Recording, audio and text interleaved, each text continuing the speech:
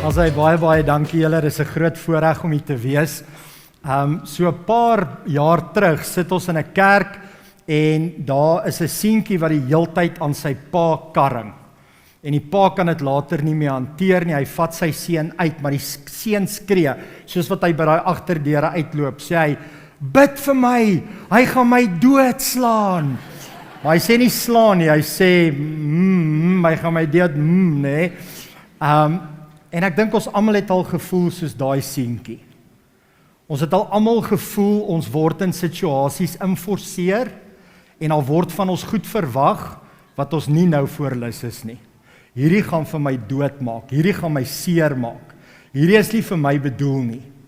Ek dink aan, nog 'n paar jaar terug, het ons 'n leier waarvoor ek op daai stadium saam mee gewerk het, in 'n ander gemeente, het dit goed gedink om 'n spanboudag te hou.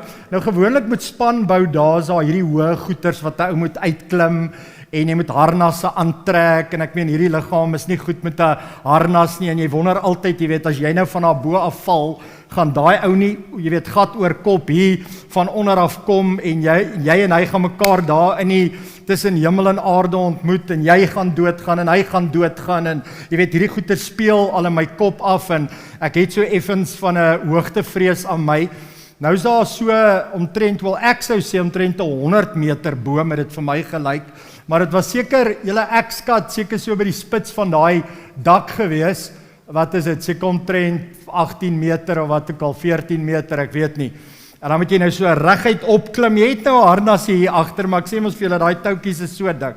Maar in elk geval, klim daar op, maar toe ek by, kom ons sê dit 9 meter, want ek dink ek was op 4 meter, maar 9 meter gaan steek ek vas, soos 'n steeksdonkie, nee, en ek kan nie verder nie, ek kan nie op nie, ek kan nie af nie. En hierdie gevoel van totale verlatenheid, tref vir my, daar bo in die hemel, 4 meter in die lug op. Dit was verskriklik gewees. Dit laat my dink, jy weet, ons kinders, ek het so 'n draai gemaak by julle kinderkerk, en julle fasiliteite hier is, die Here het julle geseën, en al julle signage, en julle borde, en alles is so mooi. Partykeer om jou kind net by die kinderkerk te gaan afgee, en daai, nee maar ek wil nie gaan nie, ek hou nie van dit hier nie, is nie vir my lekker nie, nou nie by hierdie kinderkerk nie, maar by al die ander kerke se kinderkerke, of skool, die eerste kleuterskooldag, nee, wel nou nie as hulle 3 maande oud is nie, maar as hulle 3, 4, 5 jaar oud is, hulle wil nie laat gaan nie, papa moet my nie los nie, mama asseblief, ek wil nie hiernatoe gaan nie, daai presiese gevoel. So, wat het jy al gedoen wat jou ongemaklik laat voel het? So, hier's 'n paar goeters. Wie van julle het al gebungee of valskerm gespring? Lekker hoog in die lug op. Well done. Nou sê, yes, maar julle doen julle ding hier, nee? Okay, wie van julle het al gezipline? Ja, nou kyk, zipline lyk altyd fantasties daar van onder af, totdat jy daar bo kom, en hulle jou weer eens vasmaak aan daai klein staal dingetjie, en jy moet vashou. Dit voel vir my ek moet vashou, dit voel nie vir my ek sit in 'n ding nie, nie dat ek al ooit in my lewe gezipline het nie, maar hats off vir julle. Wie van julle is bereid om hier oor die verhoog te hardloop? Is jy? Kom Siena, kom hardloop hier oor die verhoog, kom. Hier kom hy, daar's hy. Manne, julle moet nou vir hom cheer, nee? Kom Siena, hardloop hier oor die verhoog. Hier gaan jy. Well done. Woo! Dis toe nou nie so daunting nie, julle. So hy is die jongste hier in die gehoor. Wie is die oudste? Wie wil oor die verhoog hardloop? Maar voel jy daai spanning, nee? Wat verwag jy nou van my? 'n Mens hardloop nie tydens 'n diens op 'n verhoog nie. Dis nie wat 'n mens doen nie, dis nie die verwagting nie. Dit behoort nie so te wees nie. Wie van julle het al met julle vinger tande geborsel? Jy het jou tandeborsel by die huis vergeet, nee? En toe sit nou maar die ou trusty vingertjie van jou, en jy moet nou maar, jy weet, en as jy daar by die badkamer uitkom, en kyk jou vrou jou net so, en sê, jy weer jou tandeborsel vergeet, my man. So, hoe moeilik is dit nie om te verander nie? En baie keer is dit die moeilikste om verander wanneer dit kom by God. As hy vir jou vra, luister jy, dink anders oor die doop, dink anders oor die nagmaal. Hy wil jou oortuig van musiek. Toe Deedra nou hier sê, steek net julle hande in die lig op, nê. En ek meen al hierdie sorge en al hierdie laste gaan net van jou afval. Toe dink jy by jouself, ek my hande opsteek in 'n kerk. Weet jy wat se kerk het ek groot geword? Ek was daar by die doppers. Of daar by die hervormers doppers, nee, gereformeerde kerk. Ek was deel van die 3 Susters kerk. Ek het nog nie in my lewe my hand opgesteek nie. Ek steek nie eens my hand op hier by Bafokeng Stadium nie. Hoe sal ek dit opsteek hier in die kerk? Nee, en hierdie nuwerwetse nagmaal wat 'n ou na tafels toe moet loop en jouself moet bedien met die nagmaal. Waar val hierdie ouens uit? Musiek en nagmaal en doop. Ek meen nie om te praat van die doop nie. Ek glo wederdopers, nê, en weer gedoop te word en ja, as ek tot geloof gekom het. Ek is, jy weet, tot geloof gebore as 'n klein babietjie. Jy weet, moenie vir my sê hoe ek gedoop moet word, hoe ek my nagmaal moet gebruik, hoe ek moet sing en wat ek moet doen tydens die musiek nie. Ons hou nie van verandering nie. En as daar ou by jou voordeur opdaag met 'n pamflet, het jy al vir hom 'n speech uitgewerk, nê? Van waar jy daai pamflet van hom kan sit en druk en doen. Jy het al jou speech. Van ons het nog nie 'n speech nie en jy's baie nice en 'n gentleman en ontmoet hom by die hekkie, maar jy weet, jy gaan hom nou sê, nê? Of jy vat sy pamflet, jy kyk hier lief. Hulle was weer by die huis gewees. Dan chuck jy hom in die asblik. Ons hou nie van verandering nie. Nou, nuwe spore gaan altyd gepaard met ongerief en ongemaklikheid, meeste van die tyd. En ons, die veranderingsaspek hiervan julle, ek hou nie daarvan dat mense vir my sê wat ek mag eet nie, of moet eet nie. Ek hou van sout op my eiers, op my steak. Ek hou van baie sout, en ek hou van baie speserye. Is vir my lekker, ek hou van warm kos. Moenie vir my sê vir wie ek moet stem nie, moenie vir my sê van wie ek mag hou nie. Moenie vir my sê of my kinders moet groot maak nie. Jesus, oupa, ouma, jy kry dalk nou net 'n skoonseun wat ek meen hy is 'n gebore professionele kindgrootmaker, nê? Moenie vir hom sê hoe hy sy kinders moet grootmaak nie. Hy maak sy kinders groot soos hy geleer het by sy oupa en sy pa. Jy moenie vir hom sê hoe hy sy kinders moet grootmaak nie. Ons raak erg ontsteld wanneer dit met ons gebeur. Moenie vir my sê ek moet haar vergewe nie. Jy weet nie wat sy aan my gedoen het nie. Jy weet nie hoe sy oor my geskinder nie. Jy weet nie hoeveel jare vat dit nou al om van hierdie bagasie ontslae te raak nie. Julle, dis moeilik om koers te verander. Nou, vandag gaan ons kyk na 'n verhaal van 'n persoon wat nuwe spore moes trap. En dis die barmhartige Samaritaan. Nou, ons dink almal dit gaan oor die barmhartige Samaritaan. En ek meen, jy sien ook in die hoofopskrif, as jy begin by Lukas 10 lees, dan sien jy die barmhartige Samaritaan, of die Samaritaan wat uit sy pad uitgegaan het, om hierdie ene te help, en daai ene te red. En ek wil jou vra vandag, en dis hoekom dit moeilik is om hierdie tipe van gelykenisse met mense te deel, is, want ons gaan onmiddellik, ons ken die storie, en dan switch ons af, nê? En ons wil nie verder luister nie. Maar ek meen, barmhartige Samaritaan, daar was series op DStv, Netflix en wat ook al van hospitale wat vernoem is na die barmhartige Samaritaan. Daar sekere kloosters, Samaritan House en al hierdie tipe van goeder. So wat 'n titel, wat 'n naam. Nou, voordat ek hierdie gedeelte vir julle lees, net inleidend. So daar kom 'n wetskenner by Jesus en hy vra hom 'n vraag. En kom ons lees dit saam hier in Lukas 10 vers 25. Hy sê, eendag het daar 'n wetskenner, nou miskien net iets sê oor die wetskenner, dis eintlik 'n kombinasie tussen 'n dominee en 'n prokureur. So is daar enige dominees hier binne vandag? Kyk, my hand is op. Enige prokureurs?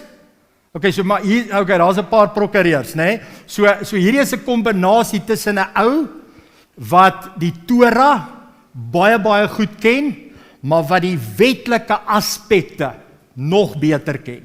So hy het hierdie ongelooflike kennis rondom die eerste 5 boeke van die Ou Testament. Nou wat doen hy? Hy het na vore gekom om Jesus te toets deur hom hierdie vraag te vra. So jy sien al klaar sy motief in die hele toets. Hy kom om te toets, hy wil hom in 'n strik vang, hy wil hom uitvang. Hy sê, leermeester, wat moet ek doen om die ewige lewe te ontvang? Nou, hierdie ewige lewe is presies dit. Wat moet ek doen om betekenis in my lewe te kry? Wat moet ek doen om nuwe spore te trap? Wat moet ek doen om 'n verskil te maak? Ek wil 'n verskil maak. En ek wil weet, wat moet ek doen om te lewe? Werklik te lewe. En Jesus het geantwoord, wat sê die wet van Moses? Wat lees jy daarin? So nou, hy vra vir hom, hoe sien jy die Bybel? Hoe sien jy hierdie gedeelte? As jy nou moet terugdink aan Deuteronomium en Levitikus, nou, jy kan gaan lees daarin Deuteronomium, hy gaan dit nou aanhaal, maar dan sê hy iets regtig amazing. Nou kom ek lees vir jou wat antwoord hierdie man, en onthou, hy het sy opinie gegee, sy harde leerwerk, sy akademika, het hy kom deurgee. Die man het geantwoord, jy moet die Here jou God lief hê, met jou hele hart, jou hele siel, al jou krag en jou hele verstaan. Nou dis nie ongewoon nie. Dit kan jy gaan lees in Deuteronomium 6 vers 5. Kan jy sien die wet word uitgesit, daar kan geen ander gode behalwe God wees nie. Hoor Israel, ons Here is die enigste Here, en dan wys hulle op na bo, daar's net een God. En dan sê hulle, maar jy moet hierdie God lief hê met alles binne in jou. Maar dan sê hy die volgende, en ek kan net dink, om enigiets in dieselfde sin te sê as God. Hulle wou nie eers God se naam uitspreek nie. Hulle was bang vir God, hulle het God gevrees, daar was 'n heilige respek vir hom gewees, maar nou wil jy nog God koppel aan iets anders? Hy gaan verder, hy sê, en jou naaste soos jouself. So jy moet die Here jou God lief hê met jou hart, jou verstand, jou siel, jou krag, en jou naaste lief hê soos jouself. So, weet julle wat sê dit vir my? Hy het Jesus dopgehou. Hy het gesien hoe Jesus stap, en wat se spore Jesus stap, hoe Jesus mense hanteer, hoe Jesus mense laat voel, hoe Jesus uitreik na mense toe, hoe hy raak aan hulle, hoe hy omgee vir hulle. So Jesus het God kom openbaar op aarde, maar hy het ook regtig met empatie uitgereik na mense toe. En jy kan dit gaan lees in Levitikus 19 vers 18. Dan lees jy hierdie waar God sê, maar jy moet jou naaste lief hê soos jouself, en hy kom en hy bring hierdie 2 gebooie, van die ander vertaling sê, en die tweede gebod hieraan gelyk is, jy moet jou naaste lief hê soos jouself. So hierdie is 'n great antwoord, julle. Nou hoor wat sê, hy gaan verder, vers 28. Jy het reg geantwoord, het Jesus vir hom gesê, doen dit en leef dit. Jo. Julle, ek het die woorde, julle. Ek kan vir julle preek, maar om alles te gaan doen wat ek vandag hier vir julle sê, dis 'n tall order. Ja, ons ken ons Bybels, ons ken 'n paar tekste, maar om dit te gaan leef in die praktyk, dis waar die moeilikheid inkom. Dis waar dit regtig taaf raak. Ek is lief vir God en ek is lief vir mense. Dis in die praktyk. Maar nou gaan hy verder. So hy stond op hierdie stadium, kan julle nou dink. Hy het die regte antwoord gegee, die Here het hom gekomplimenteer. Nou sê die Here vir hom, jy weet alles. Ek kan jou niks leer nie. Maar dit wat jy ken, gaan doen dit. Gaan leef dit. Maar die man wou homself regverdig. Hier's waar ons sukkel om te verander.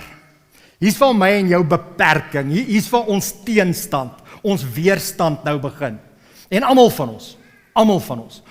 ons sit hier en sê, jy weet, ek kan nog vir God lief wees. Maar Paul, daai ene wat vloek en skel en syp en 'n lei mens. Paul, ek wil niks met 'n lei mens uit te doen nie. En daai ene wat so te kere gaan en sy meer verloor. En daai ene wat nie wil werk nie. En daai ene wat dit en dat en die volgende. So ons almal wil onsself regverdig. Maar vertel my nou, kom ons praat bietjie meer oor hierdie presies wat verwag jy van my. So, maar die man wou homself regverdig en vra toe vir Jesus, en wie is my medemens?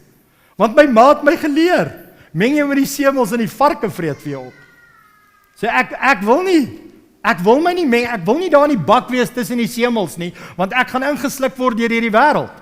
Ek wil nie tussen die varke wees nie. En ons noem partykeer mense varke. Ons gee hulle ander name ook. So wie is hulle? Wie is die bokke, wie is die skape, wie is die varke, wie is die mense? Met wie ek moet meng? Wie is my naaste? Nou, net so vinnige definisie van naaste. Ek dink dis belangrik, want dis nie 'n woord wat ons baie gebruik nie. Ons gebruik my buurman, my kollega, my pel, my vriend, my broer, my suster, familielede, sulke tipe van goed. Maar wie is jou naaste? So, hier's 'n definisie. Om jou naaste lief te hê, is om jou naaste se behoeftes te vervul met dieselfde vreugde, spoed en dryfkrag waarmee jy jou eie sou vervul. En jou naaste is basies almal wat vandag jou pad kruis. So, as jy die beste sitplek in hierdie saal wil hê, is jy bereid om die saal op te gee vir jou naaste. As jy die beste parkering hier buite gekry het, is jy bereid om jou parkering op te gee vir wie ook al jou pad kruis. Jy's bereid om vir mense te gee wat jy wil hê. En wat wil ons hê? Net die beste. Ons is moeilik om tweede te vat, derde te vat. Dis nie vir ons lekker nie, ons hou nie daarvan nie. So, as jy bereid is om die beste te vat, moet jy bereid wees om die beste te gee. En dit is moeilik. Nou, hoekom vertel Jesus hierdie storie? Nou, dis vir my so fantasties van Jesus, want hy gaan nou met die storie begin. Maar Jesus is wonderlik in die sin dat hy sê nie net vir mense, ek het dit nou gesê, doen dit. Dis 'n uitgemaakte saak, doen dit net. Ons doen dit baie keer in ons ouerskap. So jou seentjie of jou dogtertjie of jou tiener of jou ouer, meer volwasse kind, al wat jy eintlik vir hulle wil sê is, luisterie, doen dit net. Luister vir my, doen dit. Jesus werk nie so nie. Jesus vertel gelykenisse, en wat gelykenisse doen is maar stories, is die storie, hy trek jou in die storie in, sodat jy jouself in hierdie storie moet vind. Wie's ek? Wie's ek in die storie? Hoe tree ek op die oomblik op? Wat sê die Here vir my? Ten opsigte van hierdie storie. So, dis wat Jesus so uniek en anders maak. Hy dwing mense nie, hy forceer mense nie, hy vat mense nie, hy sleep jou nie aan jou kraag nie, hy vertel jou 'n storie. En dis amazing, want hy wil hê jy moet self by die antwoord uitkom. As hy net die antwoorde vir jou gee, as jy gaan skryf, O-boektoets, maar ek weet O-boektoetse is nou, almal van ons skryf nou deesdae O-boektoetse, dis 'n nuwe ding, maar 'n O-boektoets is 'n moeilike ding, veral as jy nie weet waar staan die antwoord nie, en hulle vra die vraag op so 'n manier, wat jy dit nog nooit in jou lewe in daai handboek gelees het nie. Maar kan jy dink as jy die memo gekry het, hier is die wiskunde vraestel, hier is die memo, jy moet net A, 1A, 1B, 1C, 2, 3, 4A, 4, ek meen as jy net alles kan neerskryf so, jy sal niks leer van wiskunde nie. Dis hoe ons baie keer verwag ons verhouding met die Here moet wees. Dis hoe ons baie keer dink ons verhouding met ons eggenoot moet wees. Gee my net die antwoorde. Nou ek weet nie hoe is julle vrouens nie, my vrou is fantasties, sy sit hier voor, maar partykeer dink my vrou, ek moet weet wat sy dink. Beleef julle mans dit ook partykeer, né? En ek dink ons vrouens verwag ons mans behoort so bietjie slimmer te wees as wat ons is. Ons vat lank. Maar dis die dinamiek van 'n verhouding. En partykeer kom jou vrou en sy vertel vir jou 'n storie. En sy sê vir jou, kom ek vertel jou 'n storie. Maar sy vertel jou nie al die detail nie. Sy wil hê jy moet nou, as ek A, as ek B, as ek C, o heerlikheid, hierdie is confusing. Nou Jesus doen dit ook. Kom ek lees vir julle sy storie. Hy sê eendag was daar 'n Joodse man wat op reis van Jerusalem na Jerigo toe was. Hy is deur rowers aangeval. Hulle het sy klere uitgetrek, hom aangerand en half dood langs die pad laat lê en toe is hulle fort. Nou, wie staan voor Jesus terwyl hy hierdie storie vertel? 'n Joodse man. So hy dink, okay, ek's op reis. En nou word ek aangeval deur rowers. En nou lê ek daar beseer. En hierdie ouens het 'n lyn gesny. Hulle is weg. Hy sê toevallig kom daar 'n Joodse priester verby En nou dink die ou, dankie Here, hierdie ou gaan my optel, hy gaan my vat, hy gaan my red, hy gaan my help. Ek meen, hy gaan my in my tyd van nood gaan hy my bystaan. Jesus, maar tot sy groot ontnigtering. Maar toe hy die man daar sien lê, het hy aan die ander kant by hom verbygegaan. Wat? Hierdie is ouens wat ons kan vertrou, hierdie is 'n dominee, hierdie is 'n slim ou, hierdie is 'n ou wat die Bybel behoort te ken, wat mense behoort te help. En hy doen nie, hier lê ek nog steeds. Hy sê, so het ook 'n leviet daar aangekom, dankie tog, die leviet gaan my ophelp, die leviet gaan my help, hy gaan my uitsorteer, hy gaan my hospitaal toe vat. Die man een kyk gegee en ook aan die ander kant verbygegaan. Wat gaan hierdie is die prys, hierdie is Deedrey, die praise and worship leier. Nee? Wil sy net hande klap en sing, of wil sy actually iemand help? Is julle nie hier om mense te help nie? Wil julle my net sien lê? Is dit wat julle nou doen met mense hier in Nelspruit? Vra hierdie Joodse ou nou. En hierdie is Jode. Dis 'n Joodse priester, dis 'n Joodse leviet. Ons staan op vir mekaar, ons kyk na mekaar. Ons kyk na mekaar se mense. Ons praat eintlik almal Afrikaans, né? Nee? So ons praat almal Afrikaans. En toe het 'n Samaritaan verbygekom, julle. Groot rasseverskille, groot politieke verskille, geloofsverskille, iemand met wie ek glad nie kan assosieer in hierdie storie nie. Hy gaan, daar's nie eens 'n manier nie. As die skrifkenner verbygekom het, die fariseer, as die leviet verbygekom het, as al hierdie ouens verbygekom het, hierdie ou gaan nie eers een kyk in my rigting gee nie. Daar's nie 'n manier dat hy bereid sou wees om my te help nie. Maar toe 'n Samaritaan verbykom, en toe die man, toe het 'n Samaritaan verbygekom, en toe hy die man sien, het hy hom innig jammer gekry. So die Samaritaan is die Here in hierdie storie, julle. Kom ons gaan aan. Die Samaritaan kniel toe langs hom, behandel sy wonde met medisyne en verbind dit. Toe het hy die man op sy eie donkie gehelp en hom na 'n herberg geneem en daar verder versorg. Die volgende dag gee hy vir die herbergier 2 silwermuntstukke en vra hom om die man te versorg. As die rekening meer is as dit, het hy gesê, sal ek die verskil betaal wanneer ek weer hierlangs kom. En dan vra Jesus hierdie baie indringende vraag. Hy sê vir hom, wie van hierdie 3 dink jy, meneer die skrifkenner, was 'n naaste vir die man wat deur die rowers oorval is? En dan gee hy sy antwoord, maar hy wil homself glad nie assosieer met hierdie Samaritaan nie. Hy noem nie eers die Samaritaan se naam nie. Julle hoor wat sy antwoord sê. Hy sê, die man het geantwoord, die een wat aan hom medelee bewys het. Hy's nou kwaad. Hy's kwaad vir sy eie mense. Hy's kwaad vir sy kerk. Hy's kwaad vir sy dominee. Hy's kwaad vir sy worship leier. Hulle het hom teleurgestel in die manier hoe hulle opgetree het, hoe hulle gefunksioneer het. Hy het dit nie van hulle verwag nie. Ek sou dit nog van iemand by die werk verwag het, wat nie 'n Christen is nie, maar heerlikheid, ek sou dit nie van hierdie ouens verwag het nie. En ek sou dit nog minder verwag het van iemand wat ek niks hou nie. Iemand met wie ek lynreg verskil. Ek wil niks van hulle af weet nie, niks nie. Dis hoekom hy noem nie eers sy naam nie. So, jy kan nou iemand in jou kop kry en dan kan jy dink, iemand kom na jou toe en sê, kan ek jou 'n storie vertel? Jy ken nou Jan? Ja, nee, ken hom. Het jy gehoor wat het Jan gedoen? Jan het dit en dat en hy het hierdie fantastiese, wow, luister, wat dink julle daarvan? Jan, daar's niks goeds in Jan nie, niks. Ek hou nie van Jan nie, ek hou nie van sy familie nie, hou nie van sy kinders nie, hou nie van waar hy bly nie, hou niks van hom nie. Hou nie van hom nie. Dis presies hierdie selfde ervaring, hierdie spanning wat die Here hierso skep. Ek wil julle vra, vir die Jood wat aangeval is, seer gemaak is en daar lê, wie dink julle sou sy naaste gewees het? Enige een wat bereid was om hom op te tel en om hom met hulp te kom bedien. Enige iemand, maak nie saak of dit 'n Samaritaan, 'n Mesopotaan, enige Filistyn, maak nie saak wie dit was nie. As jy in die moeilikheid is, en iemand is bereid om uit te reik met liefde en empatie na jou toe, is jy bereid om daai persoon se naaste liefde te ontvang.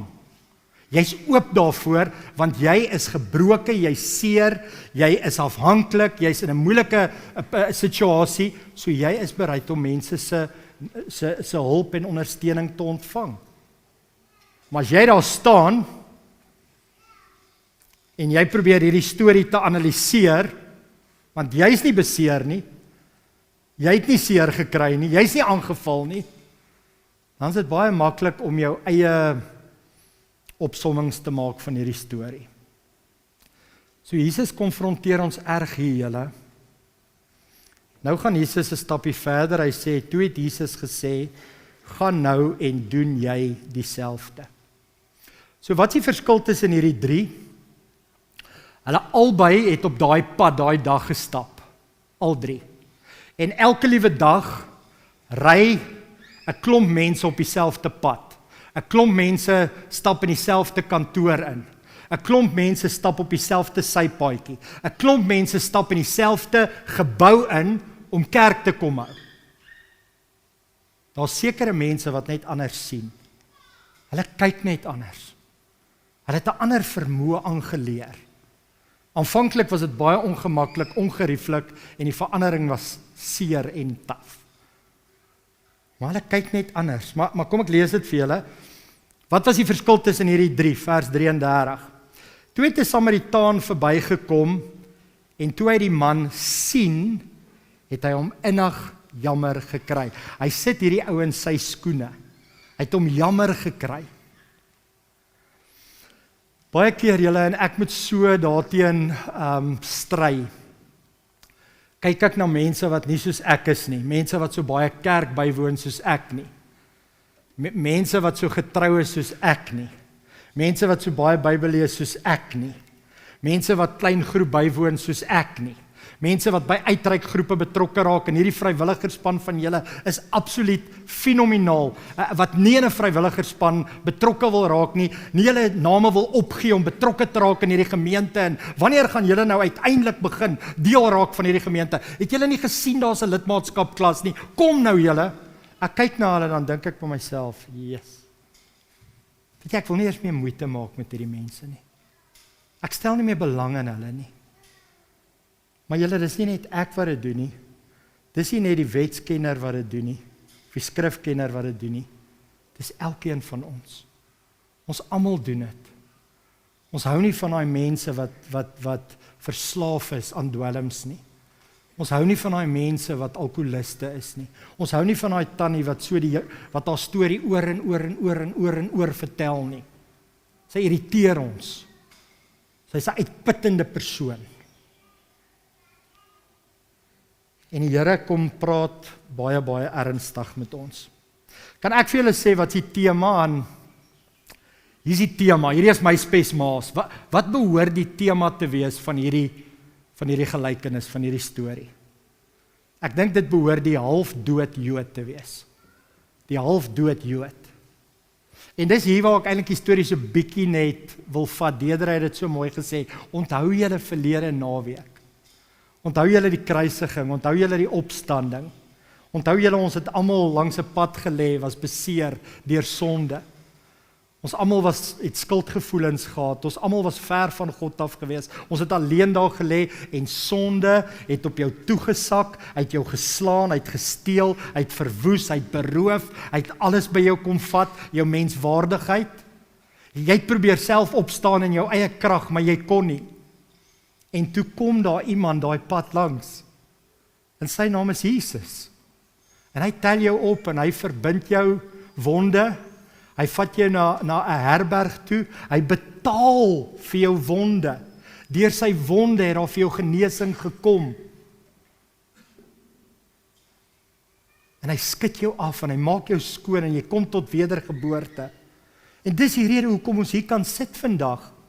Dis nie omdat hierdie 'n nice kerk is, Invloed Kerk, wat is dit? Hoe lank is julle aan die gang? 5 jaar? Hoe lank gaan julle nog aan die gang wees? Maak dit saak? Maak 'n kerk regtig saak? Maak dit nie saak die een wat verby jou gestap het. wat jou daai dag ontmoet het en hierdie halfdood Jood gesien het, jou opgetel het, jy was so ver van jou identiteit af, jy was so ver van God af gewees, en hy het jou totale lewe kom verander. Yes, dit is net, dit is vir my die absolute beste. So, die barmhartige Samaritaan is nie ons poging vandag om te sê, luister die ouens, ek het nou klaar hierdie preek gepreek, nou ons het 'n area daar in ons gemeenskap, Mamelodi. Ja, hulle sal nou 10 teenoor ons Samaritane wees. En as ek nou by ons gemeente gepreek het vanoggend sê, ja, julle hierdie gee my nou 'n perfekte geleentheid vandag, om vir julle te sê, ons gaan nou 'n uitreik doen na ons naaste toe. Die Samaritane daar in Mamelodi. Nou ek weet nie wat julle area nie. Hierdie is nie so preek nie. Hierdie is 'n preek van jy is die halfdood Jood. Dis wie jy is. En hoe vinniger ons dit erken, dat ons 'n redder nodig het, wat jou wil optel, sodat jy nuwe spore kan trap, dan word jy soos die Samaritaan wat verbystap, wat innig jammer kry, wat kyk, wat sien, wat empatie het, wat wil help. Moeilike omstandighede trek jou. Ongemaklike, ongerieflike omstandighede trek jou. Dis nie goed wat jou weg laat hardloop nie, dis goed wat jou na dit toe laat hardloop. Want die Here sê, nuwe spore moet getrap word. Yes, en ek wil jou so uitdaag vandag. Die Here het klaar met jou begin praat. Hierdie is nie die eerste keer wat jy dit hoor vandag nie. Dis nie die eerste keer wat jy hoor, waar die Here jou uitnooi om te sê, staan op my kind, jy gaan begin 'n nuwe spore trap. Die ou spore is so dood. Dis so flou. Dit beteken niks meer nie. En ek wil jou optel, en ek sal saam met jou hierdie pad stap, en ek wil jou help, en ek wil jou wonde verbind, en ek wil die seer wat jy gekry het in die verlede, wil ek kom herstel en genees, maar dan wil ek hê, daai genesing en daai herstel, moet iets beteken vir iemand anders. En dan word jy iemand met invloed. Jy word iemand wat 'n verskil maak. So wat keer ons om nuwe spore te trap, julle? Ek dink ons ongerief en ons ongemak, daai priester, daai assosiasie met die Samaritaan, daai leviet, daai ongemaklikheid. Dis so moeilik. En wat verhoed ons nog is die hele ding van verandering. Nou ek wil hê jy moet bietjie net verder dink en ek wil hiermee afsluit. Verveligheid en jou gemaksone is besig om jou so onproduktief te maak. Dis net nie waar nie. Toe ek net nou luister na julle kinderkerkleier, ek kan nou nie haar naam onthou nie. Sy het so mooi gepraat, sy het so mooi uitnodiging gemaak. Het julle gehoor? Julle kinders is so welkom hierso. Dink jy dis vir hulle maklik om daar kinderkerk aan te bied terwyl ons lekker hier sit? Dis vir hulle, dit is 'n besluit, kom ek sê vir jou, om daai besluit te neem is moeilik. Hulle beleef nie wat ons hier beleef nie. Hulle moet julle kinders moet hulle nou gaan leer, en hulle moet hulle help, en hulle moet vir hulle Bybel lees, en hulle moet vir hulle uitdeelstuk gee, en hulle moet nou bediening moet nou daar plaasvind. En sy nooi ons toe aan die einde uit, sy sê, luister, en as jy voel, sy het dit nie so gesê nie, maar jy wil 'n nuwe spore begin trap, wil ek jou vra, wil jy nie asseblief kom aanmeld nie, scan hierdie QR-code, of kom praat sommer net met my na die diens. Maar hier's wat verveligheid doen, en gemaksone doen.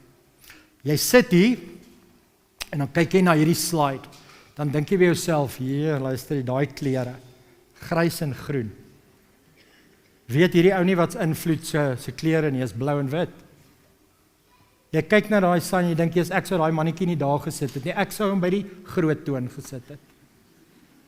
Het jy gehoor hierdie klank vanoggend, hier op 'n stadium, Anton, niks nie, maar daar was een liedjie wat regtig te hard was, hoor. Jy weet, en ek weet nie of julle gesien het nie, maar van hierdie sitplek oortreksels, almal is nie perfek nie. Dit het my gegrief toe ek hier instap. Weet jy wat is jy? Kan ek vir jou sê wat is jy? Jy's 'n probleem vir jouself. 'n Groot probleem. Die Here kan jou nie meer gebruik nie, want jy weet klaar alles. Jy beteken nie vir jou vrou, of jou kinders, of jou man, of jou kinders, of jou ouers, vir enigiemand iets nie. Niks meer nie. Want jy het so gemaklik geraak. Jy is so gerieflik. En jy het vervelig geraak en verveelde mense begin mekaar te byt. Hulle begin te skinder en hulle begin alles raak te sien wat nie reg is nie. En vandag is hierdie groot uitnodiging. Word 'n barmhartige Samaritaan, maar weet eers, jy's 'n half dood Jood. Kom ons bid saam. Hemelse Vader, ek wil vir U so dankie sê dat ons vandag hier kan wees. U is amazing. Here, dankie dat U ons op so 'n sagte, mooi manier in die storie innooi, Here. En partykeer vertel U stories vir ons wat ons tot in ons kern skud. Here, wat ons laat voel, maar hierdie is moeilik vir my en Here, ek wil vra dat U ons sal help vandag. Om nie hier uit te stap en te sê, luister hier, nou gaan ek iets doen nie. En dan môre gaan ons maar net aanwee om verby mense te loop, om nie om te gee nie, om nie te hoor wat die kinderkerk leiers sê nie, om nie die aankondigings te hoor en die uitnodigings op dit te reageer nie, Here. Here, U is so aktief, betrokke en besig in ons lewe. Ek wil vir U dankie sê daarvoor. Ek wil vandag kom en ek wil Invloed Kerk kom seën. Here, U het hier 'n baken kom oprig in 'n baie kort tydjie. En ek wil vir U dankie sê vir dit wat besig is om hier te gebeur. Dankie vir elke persoon wat U innooi, wat U deel maak. Here, U is net so liefdevol, so barmhartig. En U sien ons raak. Ek sê vir U dankie daarvoor. Ja, ek kom dan nou en dis die einde van ons diens en ek wil my vriende kom seën nou in die naam van die Vader en die Seun en die Heilige Gees. Stuur ons uit met U vrede, Here. Amen.